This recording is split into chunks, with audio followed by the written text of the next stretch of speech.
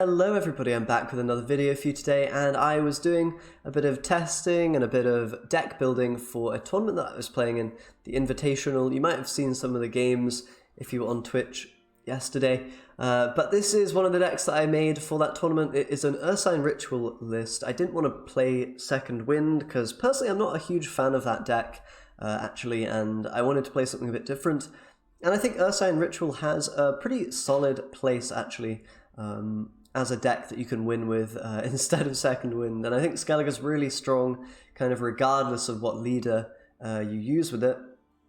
This might be a little bit unfavored against other Skelliges, just because you're lacking, in some respects, that long round value with Wild Boar and Greatsword, so you might end up losing round one sometimes, or struggling to, struggling to push very hard in long rounds, but at the same time you do have a lot of removal and you don't go tall yourself, so you're not vulnerable to Morkvarg, you're not super vulnerable to Tyr. So, you definitely have chances, and the deck is very good against everything else really because it's Skellige and you just have more points than other people. And I find Lugos to be a really cool inclusion.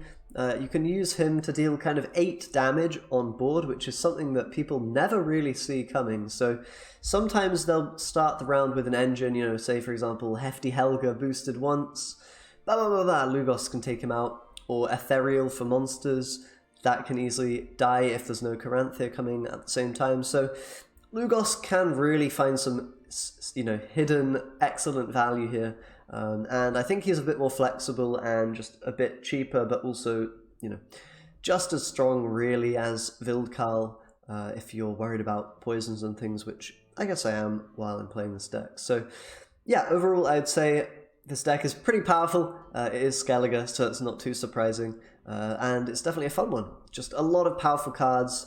And yeah, Ceres for the thinning is really nice, Blood Eagle to guarantee all those high provision warriors, and you've got the Devotion Herald, you've got War of Clans, which actually works really nicely with the warrior and with villagers and stuff. And yeah, Skellige Bronzes are really good, Skellige Golds are really good, so the deck itself is really, really good. Let's put that to the test and play some games, shall we? Okay, we're going to be up against a little bit of fruits. No retreat. We'll see if our Lugos can shut down Ethereal. That could be really nice.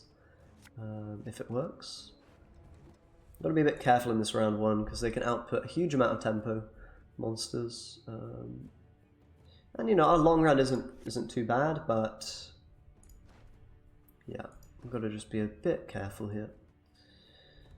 Alright, Raiders, not a terrible card to play round one. Stunning Blow, probably not needed against monsters, I'm going to say. And then Raiders, yeah, is probably the last card that we want to get rid of here. So we can start with Invader to get our villager value, or we can start with Berserker. Probably not Berserker, because he doesn't have anything on the board yet. Got to be a bit worried about the Ethereal, because first round it's going to be quite hard to deal with unless he just kind of plays it. Opponent's going to lose some fruits value, so presumably that means that they are wanting to do, to do ethereal things here. And this is putting us very far behind in points, but that might just be okay. We'll see. Okay. I guess we can play Berserker and just try to steadily kill this. I forgot they have Ego, and so the Stunning Blow might have been valuable, but then again they can just play it early like he did. But we'll see what we can do here. We might try to kill this with just Decoction. And yeah. Gonna be a Foglet, so he did just miss value, it looks like, on that fruits. Kind of the typical small brain plays from these kind of opponents. From fruits players. What are we doing then? So we could play Warrior, we could play... There's a lot of cards we've got here. Protector's okay as well. That's an option. We could even kill the fruits in order to play a big warrior, like a Ceres. I think that's probably the safest move here because I'm going to be lacking points a bit otherwise. Then again, I do want to kind of hit that Ego and just so that we can maybe kill it with Decoction. That's probably a bit safer. We have Morkvarg to counter if he eats it, so I think I like that play the most. We could play Protector, I guess, while it's getting value on this board. It's just a 6. Could also play a raider, but I think it's nice to get protector value because it can be a bit difficult to sometimes. So we can just boost the berserker here and get some extra value with it. Since he doesn't have armor, we're just going to kind of farm the defender, the protector value, I should say. Looks like he's going to eat, okay. That's okay, so we've got the Morkvarg now to kind of get there, or we've even got Tyr. I kind of like the Tyr. He's probably going to want to consume even more, right? And then we can just Morkvarg after, and that'll win us the round. But I guess we can... Yeah, we can probably just play the Tyr now. I think there's not really a downside to that. And we might want to try to hold on to Morkvarg. So depending on what he goes with here, we might also be able to just chill and not even play the Morkvarg follow-up. I would assume he'll probably find a way to eat this Barghest. Yep. Okay, so pretty huge Morkvarg if we want to take it. I think I'll wait a little bit here. I'll play the Villager first, because it's a weaker card. We want to see him like commit an Ethereal or something big really in order to, you know, want to Morkvarg that down. I think we're fine in the long round most of the time here. I think we'll be okay. But yeah, I guess we're going to have to play Mork really, but it will win us the round, which is nice, so... Yeah, I guess let's go ahead and do that. I'm a bit worried about the Ethereal because I'm not quite sure the best way for us to deal with it. I guess we can just play and try to snipe it with Lugos. Looks like it's just having to be Morkvarg is the play now. I was hoping we could get a little bit more from him there, but... You know, it's not too bad. We did get Egon, I guess, which is something. We got the round win. But that did feel quite expensive. So the question is now, do we push or do we just say, okay, we can take on the round 3 ethereal fruits stuff. I think that definitely will be hard, especially without Morkvarg or any tool removal. So I kind of want to try to find the Caranthir, try to get the Caranthir from him this round, and then, you know, possibly do Lugos things. I don't know, our long round's also not that bad, so we could consider just passing and seeing what happens and just fighting that long round. Main problem here is we don't have Lugos or anything really to answer the Ethereal immediately, which makes life a little bit difficult. So what could we go for? We could go for Totem into maybe Blood Eagle Ceres or into Blood Eagle Lugos is also an option. And we'll probably get both. Yeah, we'll probably get both Ethereals from him that way, right? That doesn't sound too bad as a kind of chill push here. Alternatively, we'll see Lava. Okay, that's pretty fair. It's going to try to hold on to Ethereal, it looks like. Okay. So I think just Stunning Blow here is alright. We're just going to stay a little bit ahead, not a huge amount, but enough ahead that the Ethereal play isn't too scary just yet. And in fact, he probably can't do Caranthir Ethereal now, so it looks like he's just going to try to just keep up in value. That's interesting. Let's go with Skirdown now then, I guess. We could try to kill this Goliath. That might be the play, actually. Yeah, I think that looks good. So the question is, do we want to try to kill Lava? Playing that Lugos feels pretty nice, I think. At this point, just to kill Lava.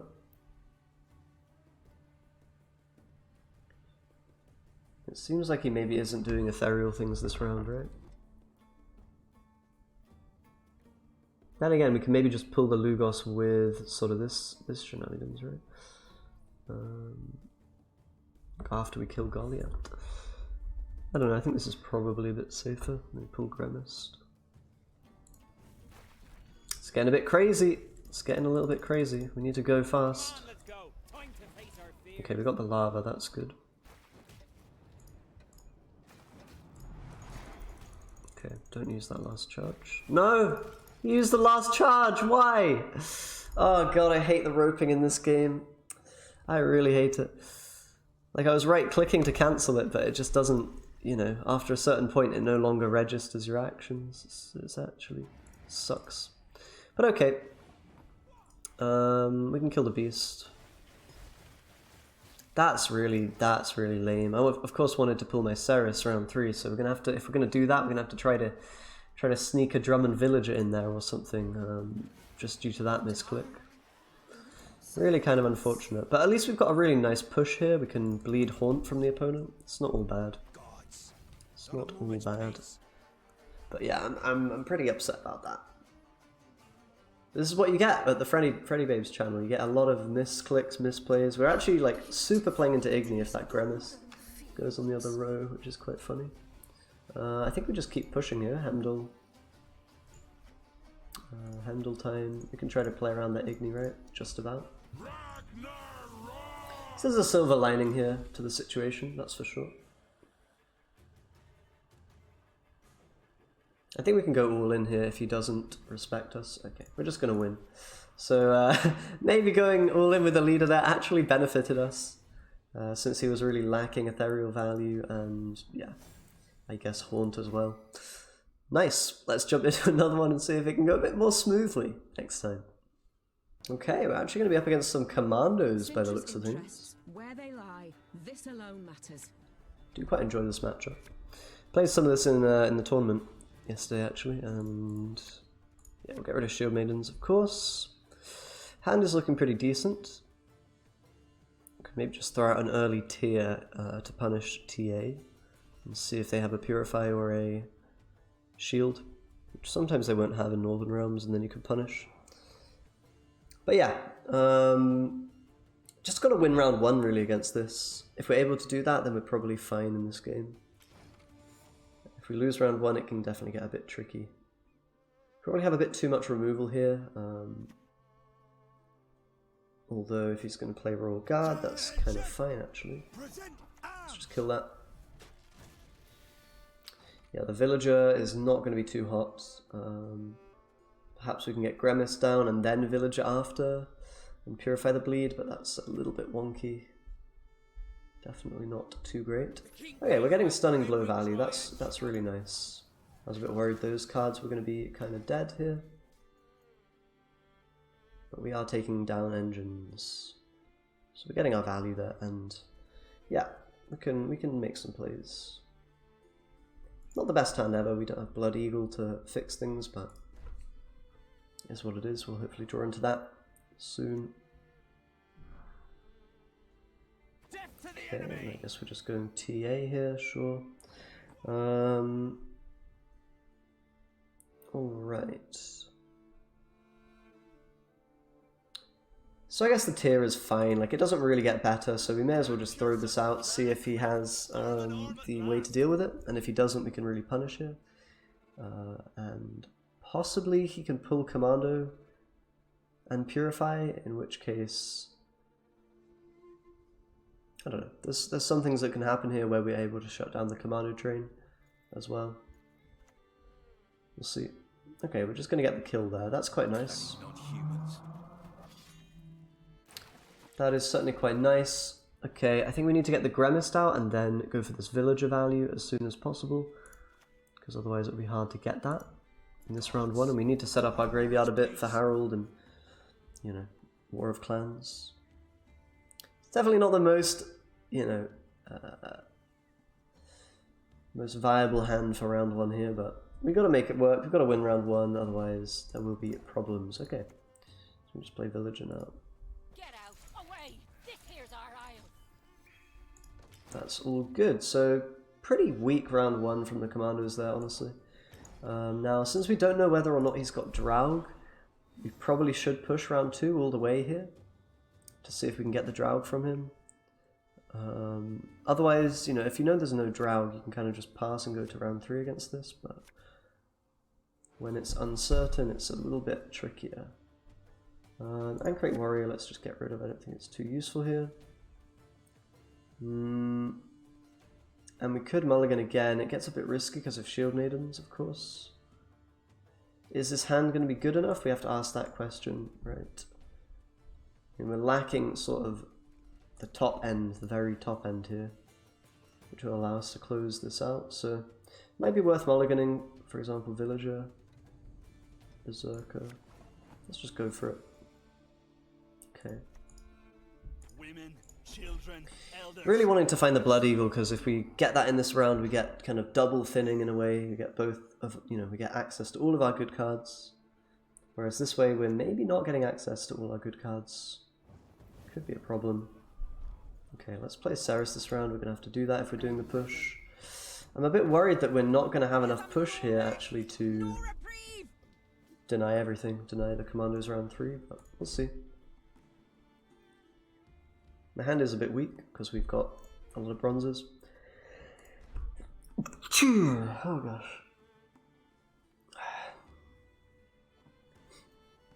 We'll see what we can do. We'll see what we can do. And, you know, hopefully our draws will be okay now that we've thinned out the Shield Maidens. Should be alright, you know. Put quite a lot of bronzes here as well. Okay, Natalis coming out. Dark clouds gather over Temeria.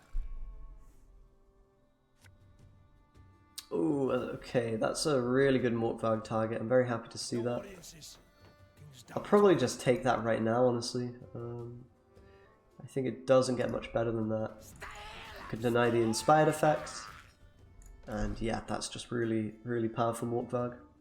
Might be getting value next round again on Amphibious Assault, but I think here it's just good to take it. I was really concerned about that finding value, but looks like we do get it. That's nice. And then we want to slam these Berserkers, hopefully get some nice value from those. If we do, then we're probably in decent shape here to, you know, make this push deadly, effectively. Okay, we've got Pavetta coming. That's okay. Berserker time. Just double Berserker, and we can Hemdall in response to his commandos coming, which, you know, if we need the points. But right now they're not worth too many. It's going to be more the Roach that is a threat, I think. But right now he's not really enabled, so the opponent might not want to do that. If we can try to control the Roach Merciless, then that'll be good.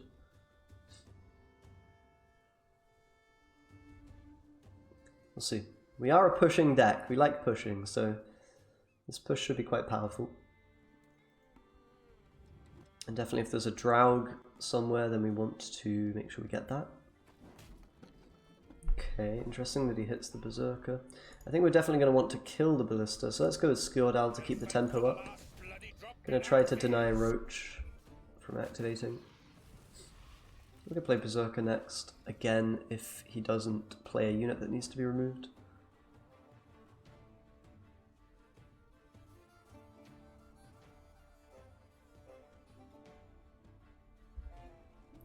But yeah, this deck is very scary, because if he does get out of this round,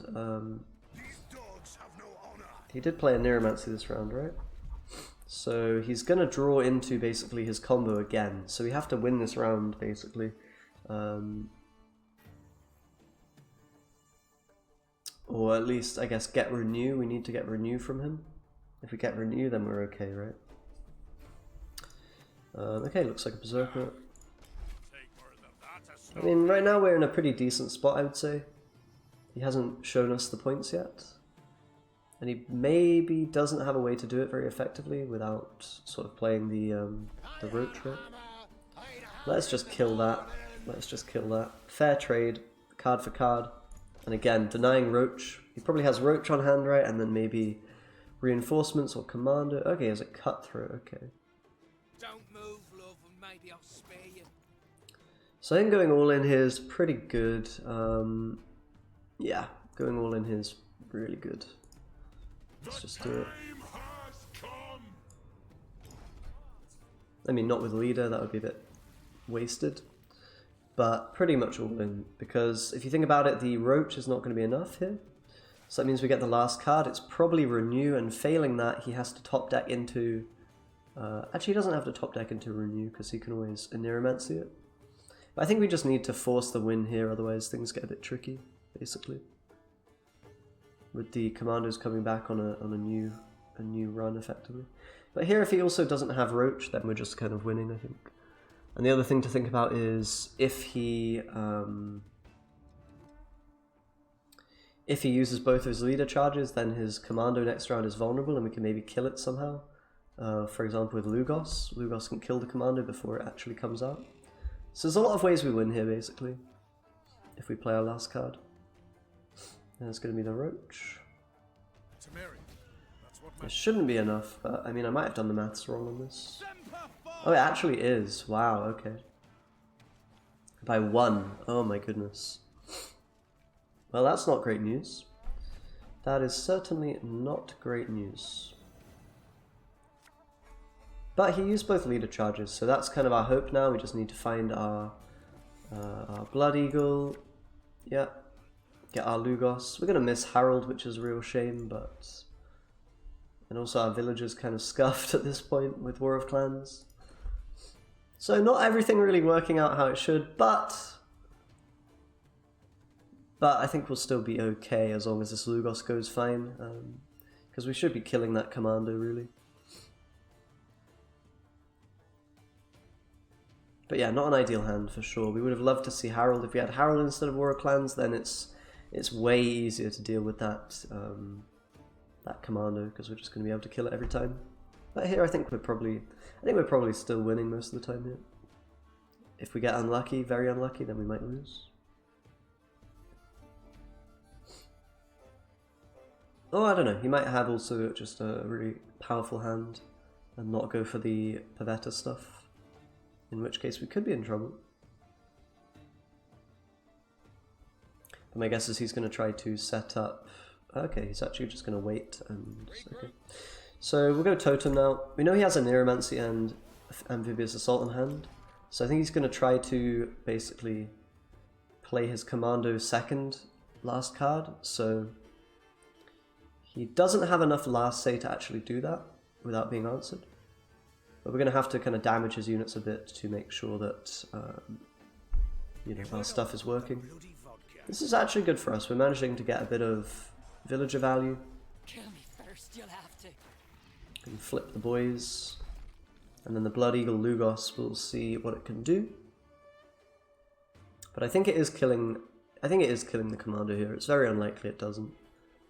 It does come down at 6 strength, or maybe even 7 actually. Yeah, I guess it's coming down at 7. That's a bit of a problem. We've got 4 shots, so actually it's kind of just RNG as to whether we kill it or not here.